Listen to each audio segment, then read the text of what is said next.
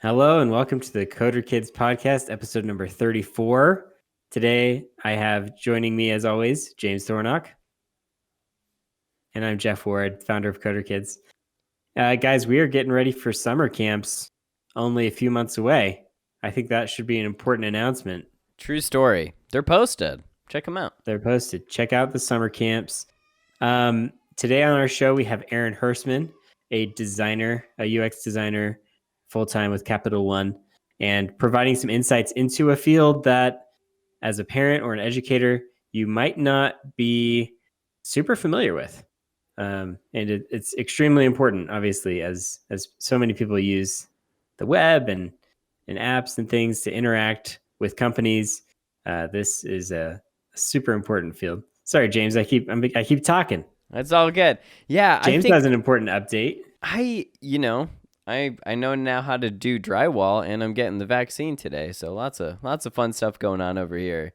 One of the things I think is interesting that he mentioned that Jeff Goebel also said was like the thing that helped them kind of get through their career was making connections with other people. You know, it's so interesting to me that for computer-centric jobs that people are still invaluable in those and being able to make those connections. I think Aaron and Jeff both feel like they're in the right place. And I don't feel like a lot of people always feel like that. So anyway, just a quick observation I had. I was going to say, I feel like even though me and James are not currently looking for jobs, I feel like that's one thing I really love about the podcast. It's just being able to talk to different people and meet different people. And so, hey, if you are an educator or parent out there who has some kind of interesting thing you'd like to talk about, let us know, because we're always interested in meeting new people and hearing new perspectives and things. So, all right, James, let's pass it off. Without further ado, welcome to the interview portion of the Coder Kids podcast. Today on the podcast, our special guest is Aaron Hursman. I like to describe him as designer extraordinaire. He prefers a different title. He's head of design at Capital One in the department that works on dealer finance. So it has to do with cars and things like that. So welcome to the podcast. Welcome to the podcast. Thanks, guys. Happy to be here. I'm excited about this. Aaron, thanks so much. Thanks so much for taking the time. The question that I had when I found out that you were coming on, we do a company called Coder Kids, and with Coder Kids we do a lot of different technology. One of those technologies is not, we don't have anything that's related to UX design, but obviously it's a very important part of any business. And so I guess my question is, what I hear a lot about in the market is coding and how coding is the future and everyone should learn to code. And I'm sure you don't totally disagree. I mean, it's an important skill. But when people are like young, or they're in high school, they're looking at career paths, they might say, oh, I want to do computer science or I want to do coding. But I don't really hear people saying like, I want to be a UX designer. What is your take on that? And how would you encourage kids who, maybe they realize coding isn't for them, but they still want to be involved in technology?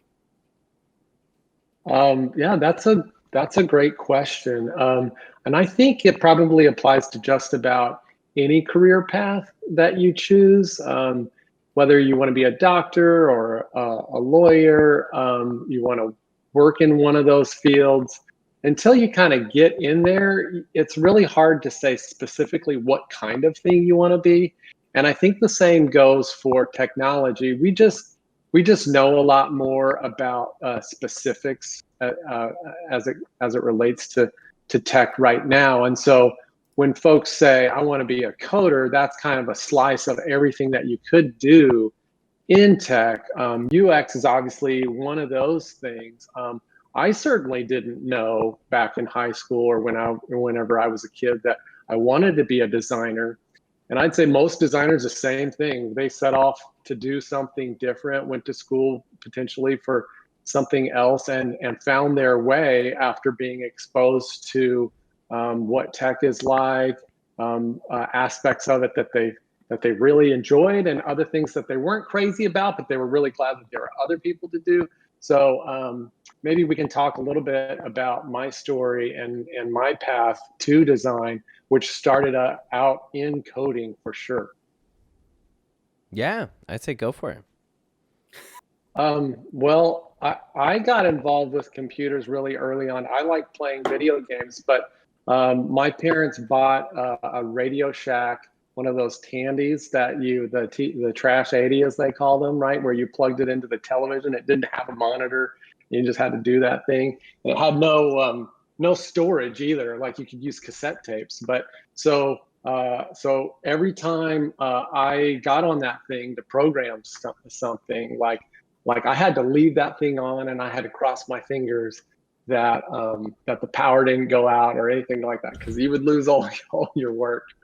And so I had a lot of fun banging on that thing, creating stuff. I had a lot of excitement about doing the basic programming and printing things on the screen and creating interactive things where I would ask my sisters to come on and say, like, hey, answer these questions.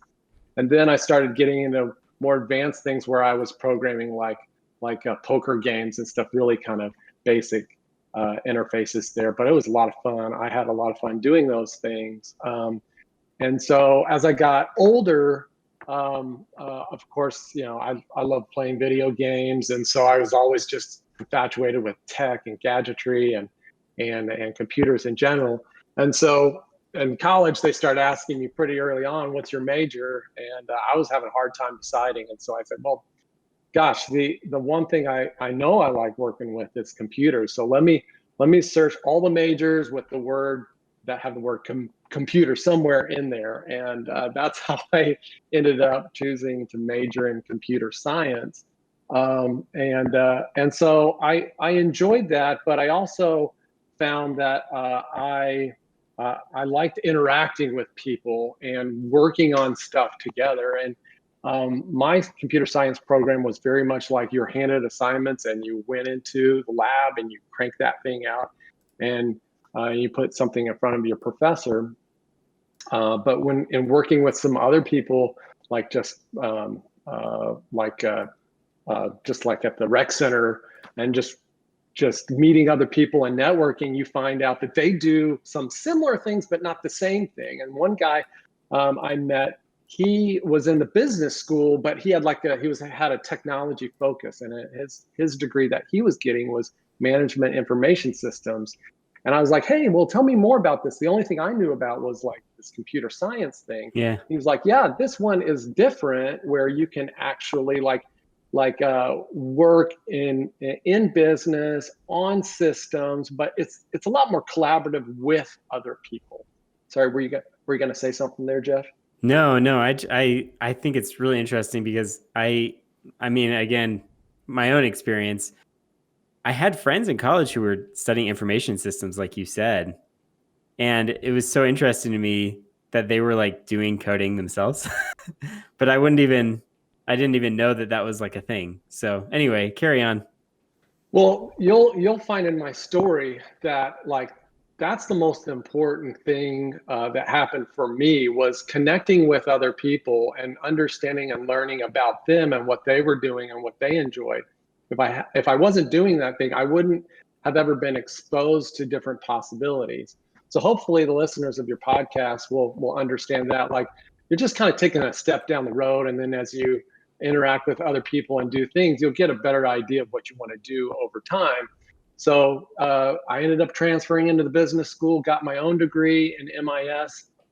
After college, when I graduated from UT Austin, I got a job up here in Dallas. And it was with a consulting firm where we went and did a lot of work for our clients. So this one company hired me to go to different companies and build software for them. But one thing that I found over time is that anytime I was coupled up with other developers and we were building something and we were just slicing up the work, deciding who was going to do what, I always gravitated towards the stuff that had an interface.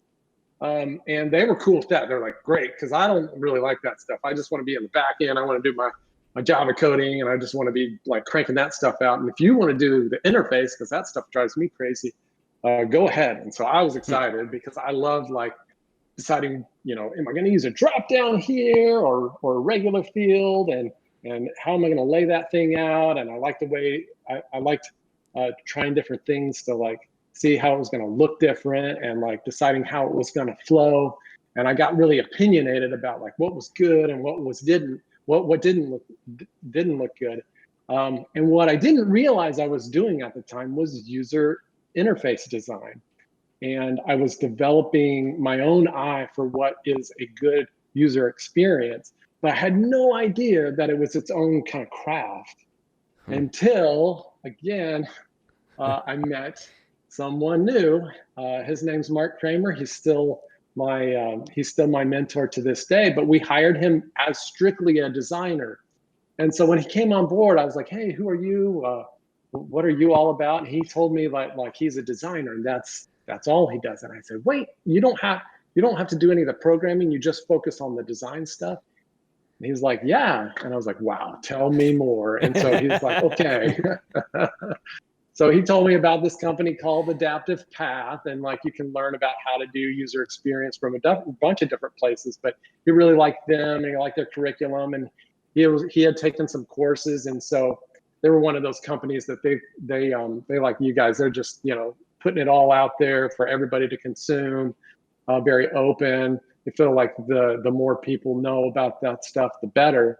And so I just started soaking that stuff up and kept doing the development. But then over time, I started shifting my focus to just doing design exclusively, but then working with developers to implement my designs.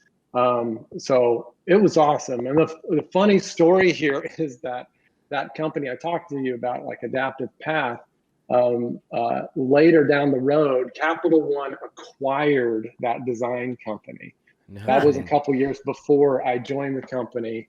So I was really excited to find out that had happened, and made me that much more interested in joining Capital One, which is where I am now.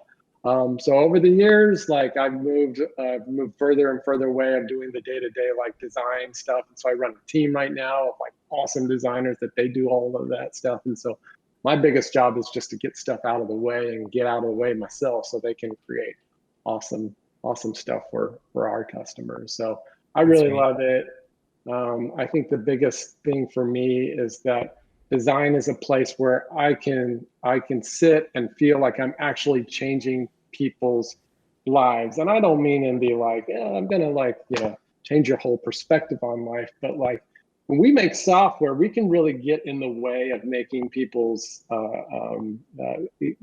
getting in people's way of getting towards their goal.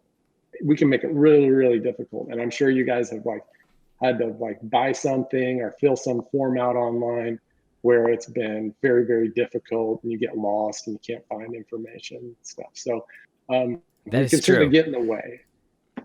So my goal as a designer is to like make that thing as easy as possible to get you in and out, so that like, because your goal is not to use the software, your goal is to get the thing that the software is taking you to. And so I just want it to be a non-event for you as much as possible.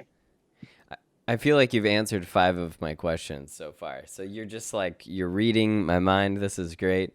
And that was that one of the next things I was going to ask was like, what is the first thing you design for? So you're saying like efficiency, painlessness. Is that like frictionless kind of design? Well, I'll back up a little bit, because design starts before you start putting your hands on the keyboard. The number one thing you want to start with is really understanding who it is that you're designing for. We call that user-centered design or customer-backed design, where you start with like, okay, who's going to use this thing and what are they actually trying to do? Because that gets you out of what we call solutioning mode of like, because a lot of us that like tech and like gadgetry and really like to do design, we're really passionate about creating things. So a lot of times we want to jump straight to that thing and start making the thing, because that's what we personally get excited about. Mm-hmm. But if we do that too soon, if we do that before we know really who our customer is and what they're trying to do what their pain points are, what baggage they're bringing to it, like what other things that they're doing before they get to the thing, are there things that I need to know about? Did they have some bad experience before they showed up at my doorstep that I should know about those things?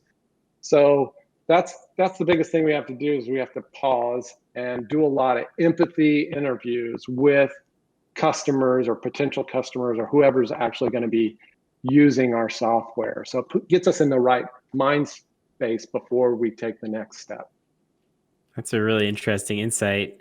I don't know if James even knows this, but I think James knows. But I have an app. James, did I tell you about this? No. Oh, okay. You don't tell me. He apparently doesn't tell me everything. I have That's side okay. projects. But one of my side projects is like a QuickBooks and Stripe integration app. No, you told me about that. Okay. You just didn't use the word app before. Yeah, I mean it's a web app, but it basically is a data integrator. And we started out with a really ugly user interface, and I feel like I'm losing a lot of people on the app because when they get on, it's kind of confusing, it's ugly, and they're like, I don't know where to go from here. So I actually hired this guy who is, I think he's in like Serbia or, Eastern Europe, and he's working on the UX for me, and trying to get the customer flow right and everything. And one issue that we're running into, and I've done a little bit of this before too, is just the actual implementation of the design. And I'm wondering if you can talk a little bit about that and how, I don't know if that's a difficult part, taking your vision and taking your designs and like actually implementing them into code into the website.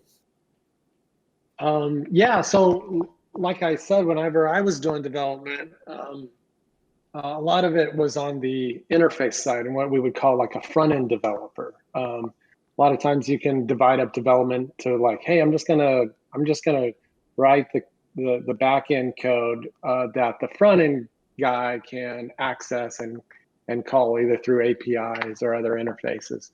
And I'll tell you that is a very hot commodity, that front end development skill, because you really have to understand, if you're really good, you have to understand the importance of design and have to be bought in on that. But you also have to be able to talk tech, and especially if you're going to be tapping into like publicly available APIs or other code, you have to know what you're doing there. So to find that kind of unicorn is very difficult, as you can imagine, because you got right brain creativity happening, but you got left brain stuff happening all at the same time.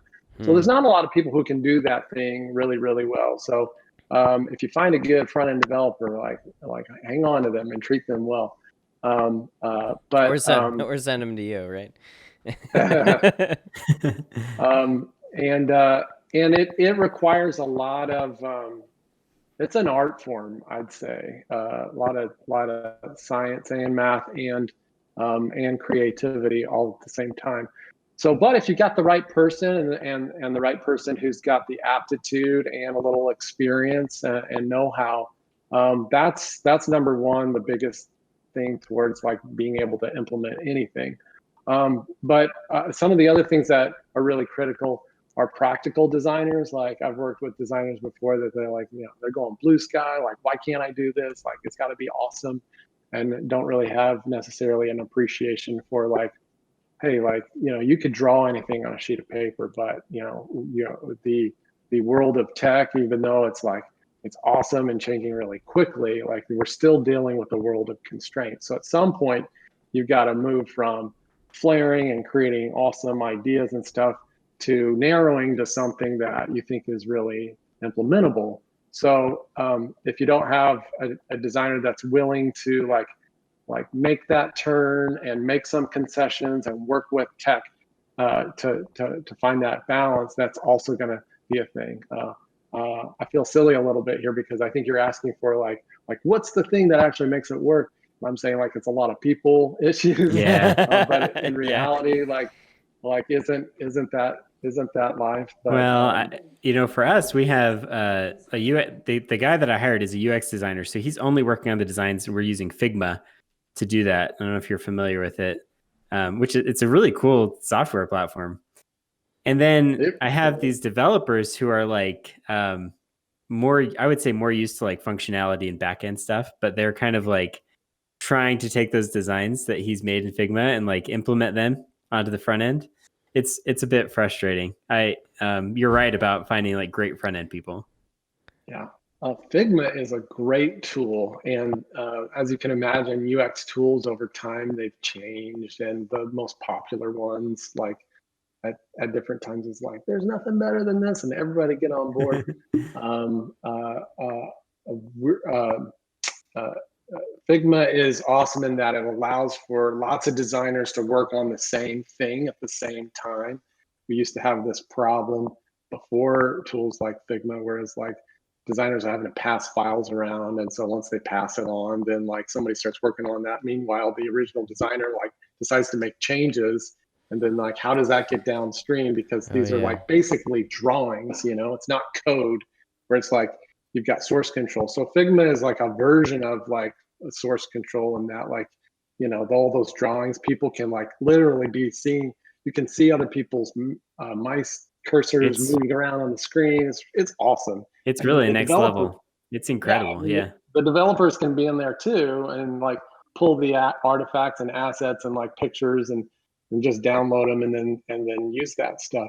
I think there's still a ways to go before we're like, designers are creating stuff that is literally like, even though they're drawings, it's like being translated to code that is actually leverageable by right out of the box by developers. In some cases, like in some tools, it can generate the code, but it's never like clean enough that you can like put it into production and it's maintainable. It's good for like really quick, dirty prototypes. And early on, when you're trying to like iterate and get to the right solution that's going to work for your customers, I think that's fine. But once you start getting to like, hey, this has got to be production and we got to maintain it, it's got to be scalable, and all the technical mumbo jumbo that my tech friends require on the systems that go into production, like that's a whole nother level. So tech has to, and our developers have to take what it looks like on screen and translate that exactly to good, high quality working code. That's a whole nother thing that tools today, I don't think we're there yet. I think someday we can get there. I just haven't seen it yet. But Figma's awesome. That sounds so much. You're reminding me a lot of Lara, and she's a graphic designer, and she talks about just the level of precision, and it's so manual, right? It's almost like carving wood or something, where it's like, you can like cut out an image with a laser, like you can edge something or whatever, but there's nothing like the same as like a hand carved piece of furniture or something. It's really, really hard to do. I think it is possible, but I think it perhaps might be the final frontier of like artificial intelligence and things like that. Like it could happen, but it's harder to imagine the level of precision that's needed. And that's how you know that Aaron's a real designer, people, is that he's talking about like this level of precision that's required to have this good user experience. Well, you mentioned that Laura's a graphic designer, and that is a really cool skill. And I've seen Laura's stuff, and she is amazing. I did want to point out that user experience design is a little bit different than graphic design, in that graphic design usually can operate in a world where they know kind of the constraints. Like I'm gonna make a logo, and so that might be used in this instance or that instance. It might be printed on paper, or will be digital. Or like I'm designing for a billboard, and so the billboard is the dimensions, and this is the words, and these are the pictures that need to go on there. User experience design is really tricky because we're dealing with dynamic data and interactions all the time. So if I knew that James was going to be the only customer and his name is this and his ID is this and his address is this and it never changes, then I could like make it look pretty and it would be optimized for him. But the problem is that I've got to design a system that accommodates for everybody, all their data and all their interactions. And so that's an important skill that you learn early on as a user experience designer is that, hey, even though it looks or it works well for this instance, like let's flow some other data through here or another scenario. And then you find out, oh gosh, my design totally breaks and falls apart. So you get into this habit of identifying patterns, not just in like who your customers are and what they need, but how you need to design your screens and your systems to accommodate all scenarios. And that when that's hard. Situations where it's infinite, like there's always going to be something happening. So you got to do tricky things like, okay, well, most people's names are this. I might have somebody who has a really long last name. What am I going to do? Am I going to truncate it? I've seen that. I've seen that. Yeah. So, and you can't always count on the database of like, protecting you from some of those mistakes. Like you may say like, oh, well, the database can only hold this many characters, so I should be okay. Right? I should be okay. Well, before you know it, somebody changes the code and like they blow that thing out, or the typeface that you're using, it can fit more characters or less characters. We won't get into all that kerning detail, but like, right? That's interesting. There you go, kerning. Thank you, Laura. Yeah. Kerning is the space between letters and yeah, all that stuff. It's interesting, all the things that I'm sure that you're familiar with that can come up. It's only because lots and lots of failures, I'll say that. Yeah. I wanted to ask you a question. So you mentioned that you like video games, you play video games. A lot of our parents who sign up for Coder Kids, and I'm not saying all of them, I mean, I think a lot of parents appreciate video games and what they offer, but some of them look at it as kind of a negative thing. And I guess my question to you is how do video games inform your work, your design process, and what would you say to parents who maybe feel like video games are a total negative? This is a great question, and this is not something I figured out because I'm a parent right now, and I have kids who like to be on screen as much as possible. If I let them, I think they would spend every waking moment there. So, and like most designers, my favorite answer to any question is it depends. There's just a scale of good and bad that can happen from anything. And the way tech and video games, you can throw social. I think social is even a bigger problem than video games themselves. That there are things you can do as a designer to increase your chances for engagement. Designers know psychology. Designers can tap into that, and they know how our brains work, and they can create experiences that take advantage of that thing. So video games can be really immersive, and so can social, and they can be set up in a way that it keeps you coming back for more. And the companies that are responsible for building those things, that's their metric. Those are the things that they're trying to optimize. It's like, how do I keep people coming back for more? How do I get them like doing in-app purchases? So we're really at a disadvantage as humans up against like people who are on a daily basis. They wake up and all day they just spend all their time trying to figure out new ways to keep you in that thing. So that's what we're faced with. Now I will say like I'm a big proponent of video games in terms of all types of screen time you can do. it can be one of the most stimulating for the brain in a positive way, right?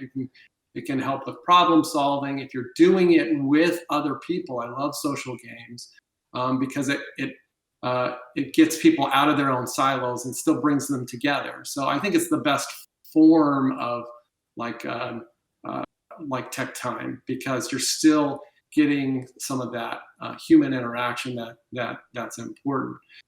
So, but I think there's a tipping point, right? There's a tipping point where you can't do much in 5 minutes, right? There's nothing like fun happening, and there's nothing stimulating that is happening from a problem solving perspective, in a short period of time.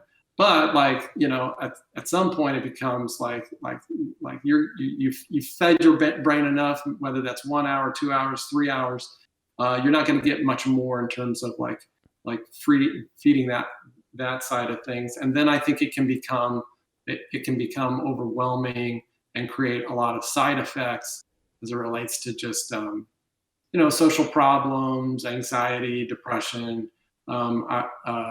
Those things can definitely come up, but every individual is different, and I couldn't say for anybody's kid what's appropriate or not for them. When, as a parent, I'm trying to figure that out. What do I say? What is the limit? And I just have to look and observe and empathize with the kids to find out at what point do they become a zombie? Because that's really that's actually a great question. When I pull them out, when I say, hey, it's time to get off the tech, the emotional reaction I get, and then the how they behave afterwards to me is the bigger problem. They don't want to do anything else. They don't want to go outside. They don't want to ride a bike. They don't want to go to the movies with me. They just want to go back to their thing. And I think that's when okay, it's gone too far. But to totally take it away, I think is the other extreme, right? It's a new form of entertainment, but it's an awesome tool, but it can be misused as well. Do you feel like it informed your career or your design process at all? The fact yeah, definitely. I mean, I don't think if my parents hadn't bought that Radio Shack Tandy, if I didn't have an Atari or a Nintendo growing up, I don't know. I mean, my dad tells me stories how he had to mess with punch cards at some point, and he definitely wasn't into the computer industry. So there was nothing exciting happening, for most people as it related to that. It wasn't until personal computer came on and arcade games. It was a big influencer. And James, we talked about this a little bit, but I didn't plan on being a designer, and you can tell from my story that I had to have experiences with things and with people before I found my way and found something that I was really excited about. And now that I'm 20 years into my career, I found something that I really, really like to do. But had I not had those things and wasn't privileged enough to experience them, I don't know. I would probably be an accountant or, who knows what that is. So it's cool. I think everybody's got to get their hands on those things and find out for themselves if they like it. But they also have to meet people, and they got to get out there, because there's also the devices themselves didn't steer my career. There was a lot of people that helped too. One of the things, gosh, I have so many questions now in every category, but I'm going to stick to parenting and personally. What I find interesting is that you're actually able to look at a piece of software or a game or social media platform and say, what questions did the designers go through to make this, right? What are they designing for? What is their metric? That is such a tool that maybe just not the everyday person has. It's something I think about, not because I'm a designer not because I'm a coder, but because I know a little bit about those things. You know, like I'm a designer as much as if I drive by a restaurant and they have Comic Sans for the font, like I know that's a bad design decision. And that's where my knowledge is. And so, do you think being a designer yourself helps you select like things that are better for your children and for yourself? And like, can you speak to that? Yeah, sure. I think so. Here's one example that I found. Sometimes I get asked, "Hey, does this look like a legitimate site to you?" And in a lot of cases, I think it's getting harder to do that. But at least in the early days of the web, I could sniff out like, well, this was kind of thrown together. Looks a little sketchy. But I don't, I might be lulled into a sense of overconfidence there because, like, you can whip together a site on Shopify that looks awesome.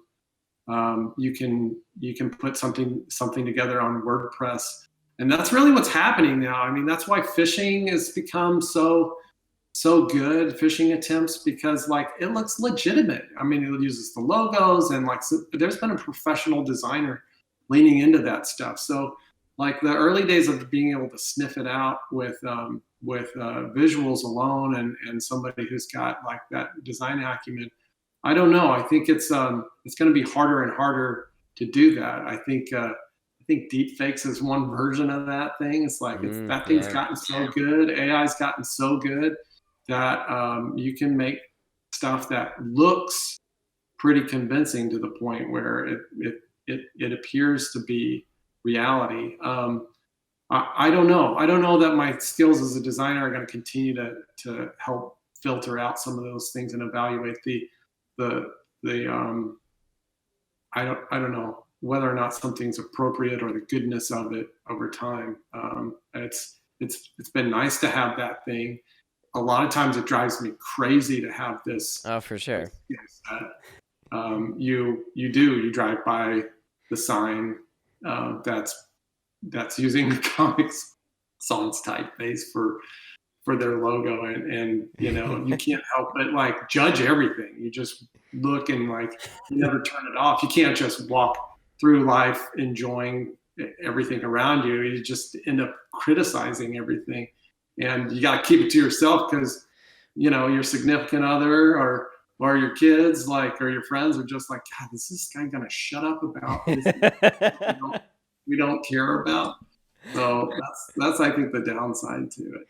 Yeah, but I think it's interesting though, because at some level you can keep it to yourself and say like, well, I don't really want to eat there. But then you're like, wait, does that have any bearing on how the food actually tastes? And you start to wonder. But I think, and maybe you can speak a little bit to this, and then I'll let Jeff ask a question or two. But like design affects you before you can think about it. I feel like, doesn't it? Is it like, before I knew about Comic Sans and Papyrus and, Times New Roman being like the most overused fonts on the planet, like what, I could feel that there was something there that was kind of missing. Like if it's a Mexican restaurant, I want it, there can be a vibe, but Comic Sans I don't think is that vibe. And so like I could feel that something wasn't matching the branding that they were trying to put off.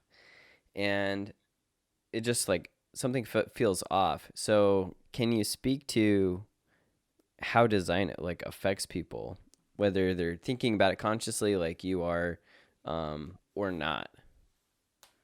Because you can't think about every single design as you walk through life. Like yeah, that's true. But that's a really deep question, James, and it's something that drives us as designers right now, especially working in big companies. There's lots and lots of people working on things that are supposed to work together. And you've had the experience where, maybe you call your ISP or your phone company and you're like, hey, I'm trying to do this. And then what do they tell you? Well, you've called into the wrong department. I'm going to transfer you over here. That's not my thing. It drives you crazy. But you're one person having a single experience with what you think is like one entity. They provide my internet service, right? So like they should all be talking to her, but to each other. But in reality, the companies are so large. It's a very difficult problem, and there's few entities that are assigned to make sure that it all works together. Like usually the way we work as humans is like, hey, there's a big problem, and over time we've done this. It's like how are we going to do this? We've got a bunch of people. What do? We divide up the work, and then we go produce something. But then when we do that, and when we say we're done, we're like, here's all the parts, and somebody receives all that stuff. It looks like Frankenstein. Like at best, it's like stitched together, but the hand on one arm doesn't match the size of the hand on the other. It's just like, they still function. But you're right. What we know as designers, we know consumers or our customers or our users of this software, we know they pick up on, whether consciously or subconsciously. Like a designer who is also a user is probably going to consciously pick up that stuff. But subconsciously, at a minimum, users see that there are differences, and it can be really off-putting. Like if you start with one experience, and a lot of those cases, the beginning of like an experience with a company is marketing, which looks beautiful. Everything's awesome and everything's well integrated. And that's the thing that you get excited about. You're like, I gotta have that. I'm gonna buy that, or I'm gonna subscribe to that thing. And that's your expectation going in.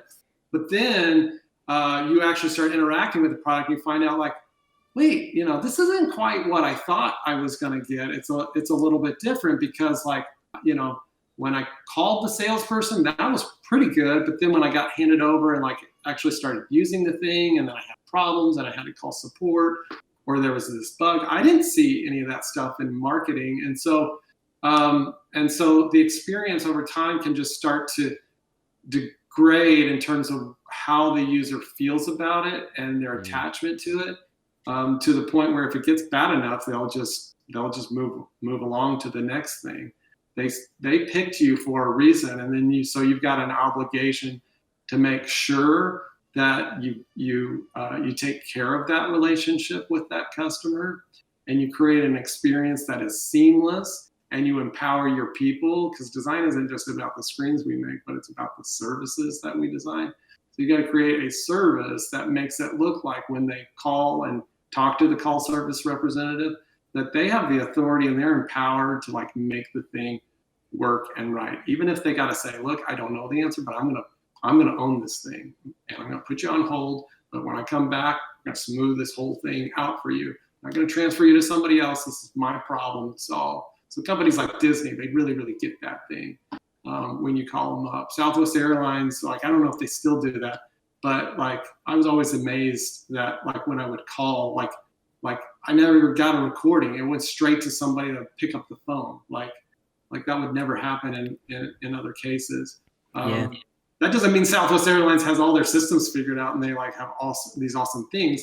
But because they have a human involved, they're taking advantage of that, and they're saying like, let's hide any of our problems and like make sure that we fix that problem. So you can recover in an amazing way if you've got great people to cover any of your system shortcomings. Yeah, I mean, it is interesting.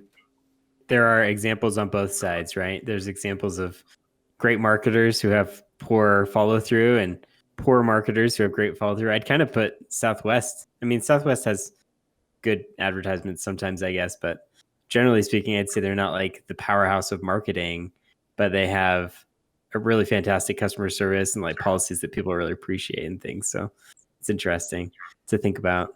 We should probably wrap up, but I have one more question for you. And I'm sure James will be sad because he's probably got 10 more in his head, but I'll go ahead talk and throw later. This one out. Yeah.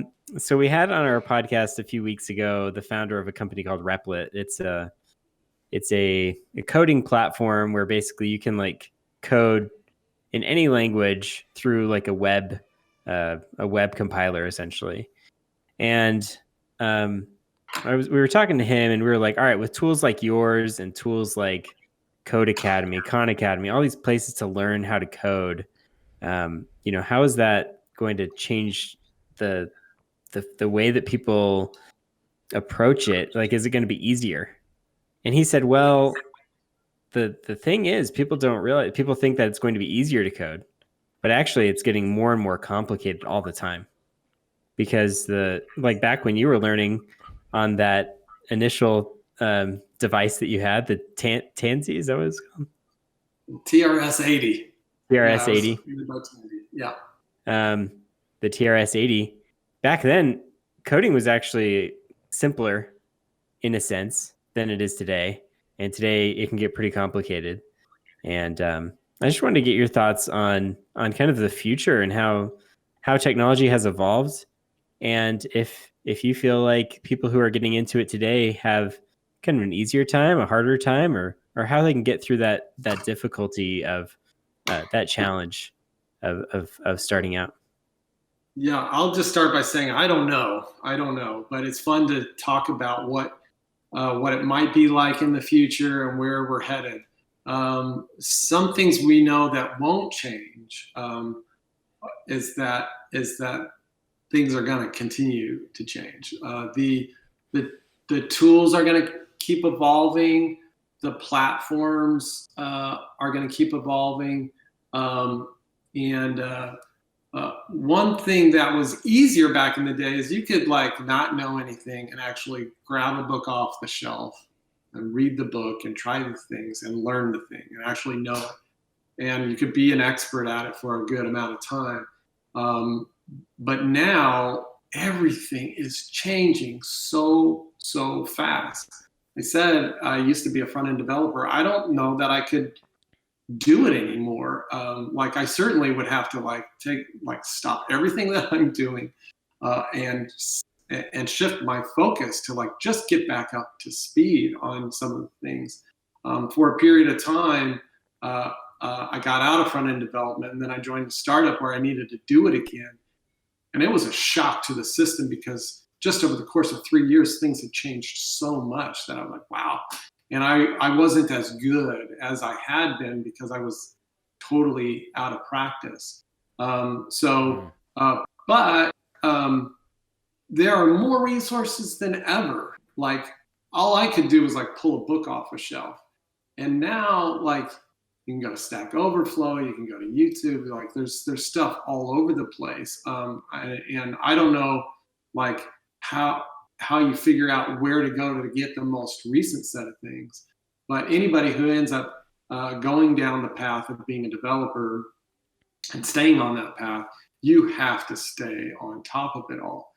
Because even in instances where there's platforms where AI is taken over or things are becoming a commodity, there's things that aren't becoming a commodity. And that's the piecing things together and holding it all together.